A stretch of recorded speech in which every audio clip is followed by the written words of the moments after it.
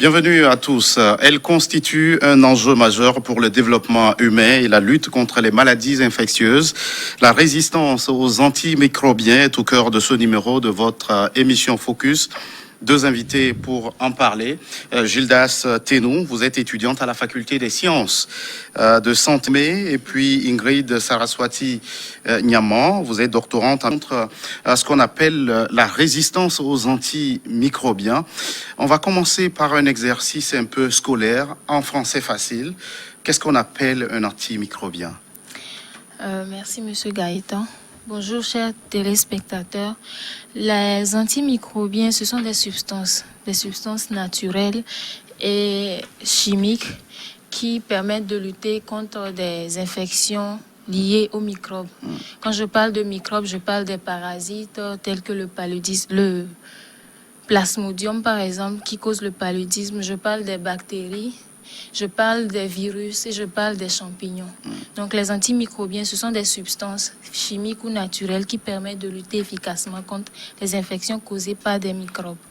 Alors, et ce qui vous préoccupe sur ce plateau, c'est la résistance face à ces antimicrobiens.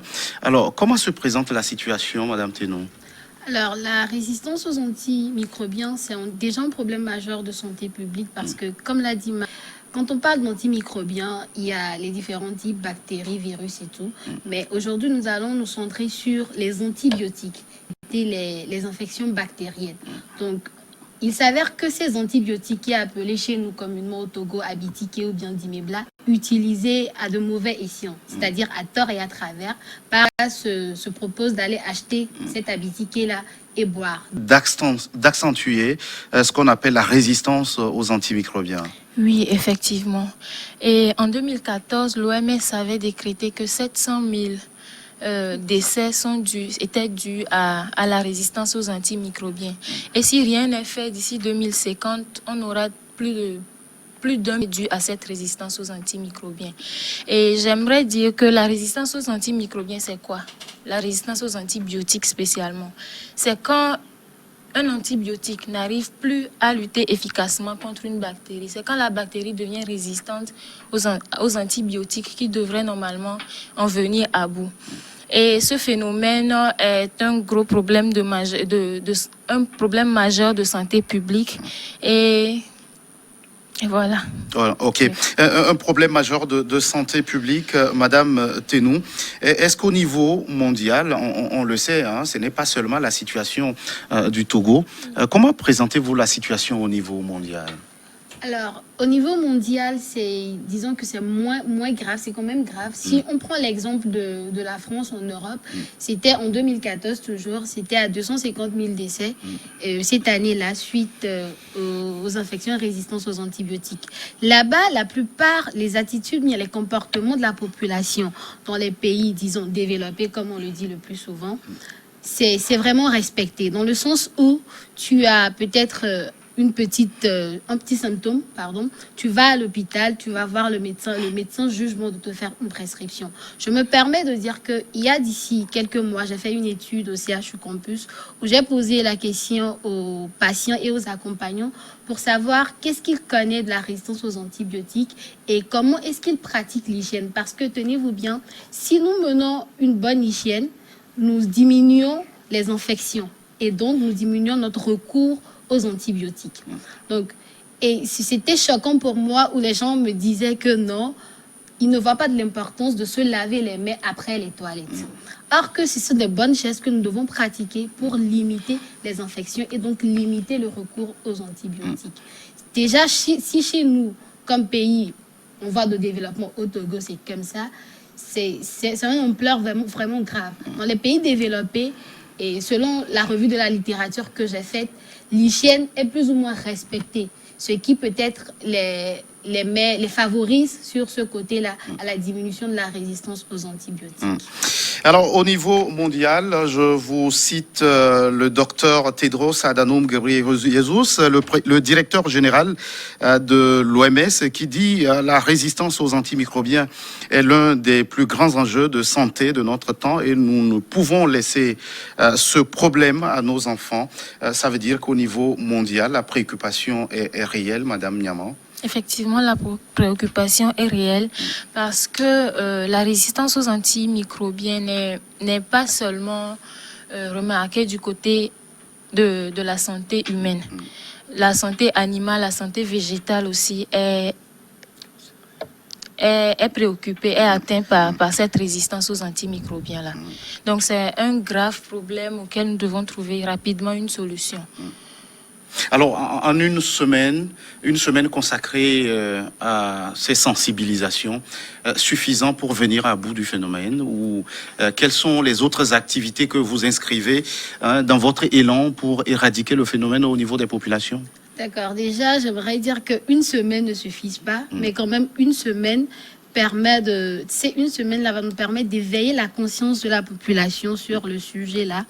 Et les activités autres que nous avons prévues, nous passons déjà dans les mass médias, les télévisions, les radios et tout.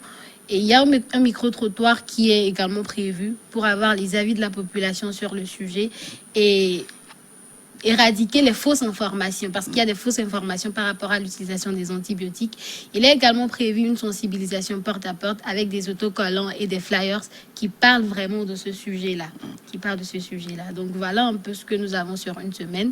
Et nous avons également des Facebook Live que nous animons avec les professeurs, les renommés dans la matière, comme le professeur Salou, le professeur Dassim. Alors, madame, on a parlé de l'automédication. Comment couper le mal à sa racine lorsque les populations sont parfois sous le coup de la pauvreté et qui est un facteur aggravant à ceux dont nous parlons? Je dirais que la principale cause de la résistance aux antimicrobiens, c'est l'automédication, le mauvais usage des antibiotiques. Et donc, pour éradiquer ce mal, il va falloir utiliser à meilleur escient, à bon escient, les antibiotiques. Et c'est vrai que la population, on parle de problèmes d'argent, mais à la pharmacie, vous pouvez trouver des médicaments à bas coût. Il y a des génériques et il y a des spécialités. Et donc, arrivé à la pharmacie, vous pouvez demander à votre pharmacien que c'est comme ça que je n'ai pas d'argent, je ne peux pas payer ce médicament. Le pharmacien va vous proposer des médicaments à bas coût. Donc, le problème de moyens ne se pose pas, à mon avis. Oui, allez-y. J'aimerais ajouter une chose. C'est triste, c'est vrai, il n'y a pas les moyens, on se permet d'aller acheter les médicaments dans les rues, mais l'une des conséquences de l'antibiorésistance, c'est quoi? C'est que on aura je ne sais pas comment dire, une hausse des coûts. Parce que vous imaginez quand vous venez à l'hôpital et que les antibiotiques classiques qui sont censés traiter votre infection ne traitent pas ces infections. Donc nous, en tant que médecins, nous avons l'obligation de vous traiter. Du coup, nous nous permettons de prescrire d'autres antibiotiques qui sont plus chers pour vous. Déjà plus chers, vous allez acheter, donc qui va perdurer votre venue à l'hôpital. C'est-à-dire votre durée d'hospitalisation sera plus longue et nous allons prendre l'argent parce que vous utilisez notre lit à l'hôpital. Donc vous voyez, pour éviter tous ces problèmes, si vous vous permettez déjà dès le début d'aller voir un pharmacien et d'expliquer. Il y a des génériques à moindre coût, les gens ne le savent pas. Donc si déjà nous faisons ça, nous évitons cette hausse des prix-là, nous évitons également la possibilité de perdurer à l'hôpital parce que ce n'est pas une joie de rester éternellement dans un hôpital. Donc vous voyez, vous convenez avec moi que le mieux, c'est de payer ce médicament-là pour éviter cette résistance-là après. Alors Ingrid, face à l'aggravation de la crise, n'est-il pas légitime de s'interroger aussi quant à la disponibilité de médicaments importants pour l'avenir? Oui, effectivement. Depuis quelques années déjà, on parle de princeps. Princeps, ce sont des molécules, la molécule de base qui permet d'éradiquer l'infection. Et déjà, depuis quelques années, on n'a pas eu à découvrir de nouveaux princeps. C'est pourquoi nous disons que c'est un grave problème de santé parce que les princeps qui avaient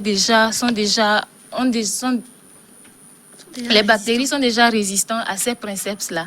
Donc, le pourquoi nous attirons l'attention sur ce grave fléau de la résistance aux antimicrobiens. Gildas, alors la résistance aux antimicrobiens dont on parle, ce n'est pas seulement un problème qui concerne la santé humaine, mais aussi la santé animale et environnementale. Alors ma question, c'est de savoir quel programme d'action global pour éradiquer le phénomène. D'accord. Déjà, pour la santé animale, le fait que cette résistance touche également la santé animale, c'est que les antibiotiques, ces substances-là, sont utilisées pour permettre à nos volailles de pouvoir se développer. Donc, c'est pour ça qu'ils utilisent les antibiotiques. Mais on constate que ces antibiotiques sont pas utilisés comme il se doit, à tort et à travers. Donc, déjà, la commission de lutte que nous représentons ici, la commission de lutte contre la résistance aux antimicrobiens de l'Université de Lomé, est formée des étudiants en médecine et des étudiants également en CERSA. CERSA, c'est un centre d'études de recherche pour les structures aviaires. Donc, nous travaillons en collaboration avec eux afin que ces étudiants-là, déjà ayant la connaissance de base sur les méfaits que causent les antibiotiques chez eux, dans leur domaine professionnel, ils sauront vraiment comment utiliser ces antibiotiques-là chez leurs volailles pour que ça ne cause pas de risque. Parce que ces volailles, c'est nous qui les mangeons après. Donc ça cause également cette résistance chez nous. Nous travaillons avec eux. Nous travaillons également avec l'École supérieure d'agronomie à l'Université de Lomé. Ils font également partie de la commission. Donc, en collaboration avec eux, nous sensibilisons sur le sujet là parce qu'ils sont appelés plus tard à travailler dans le domaine professionnel, même si certains le font déjà. Ces gens là tout pour qu'ils puissent apporter l'information à ceux qui sont déjà dans le domaine professionnel sur ce sujet là. Donc, en clair, c'est une synergie d'action il faut pour venir à bout de la résistance aux antimicrobiens, Ingrid. Effectivement. C'est une synergie d'action parce que il y a beaucoup de domaines qui sont touchés.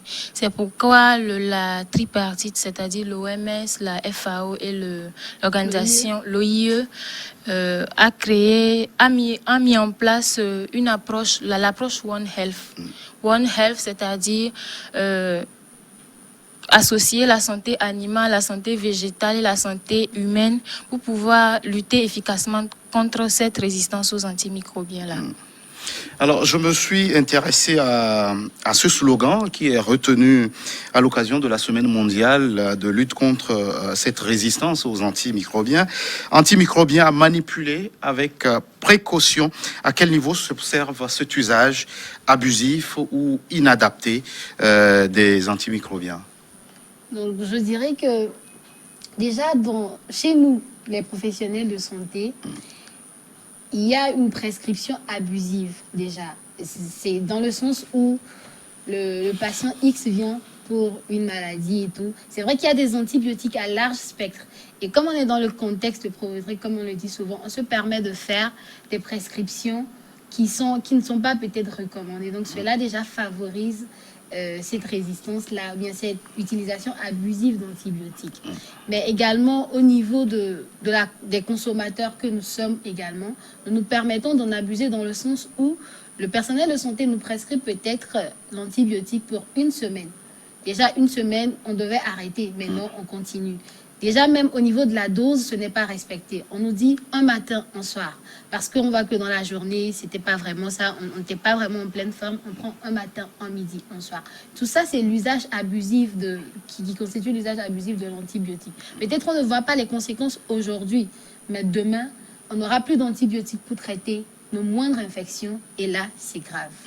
Alors, Ingrid, la population a parfois beaucoup plus recours à la médecine traditionnelle. Est-ce que c'est un facteur aggravant, ce phénomène? Effectivement, je dirais que c'est un facteur aggravant parce que les plantes que nous utilisons pour les infusions sont constituées de plusieurs molécules. C'est vrai qu'il y a des plantes qui ont des actions qui font les mêmes actions que les antibiotiques. Mais la plante n'est pas uniquement constituée que d'une seule molécule. La plante a plusieurs molécules et parmi ces différentes molécules-là, il peut y avoir plusieurs antibiotiques. Et quand j'ai un mal donné et que je fais des infusions, que je prends d'autres antibiotiques qui ne sont pas qui ne me sont pas utiles. Donc, ça rejoint la mauvaise utilisation dont nous parlons, l'utilisation abusive d'antibiotiques dont nous parlons et qui peut entraîner la résistance aux antibiotiques aussi. Donc, les infusions aussi peuvent être en cause de la résistance aux antibiotiques. Alors, Gildas, nous tirons vers la fin de cet entretien. Si vous aviez un message particulier à adresser, à qui ira-t-il ?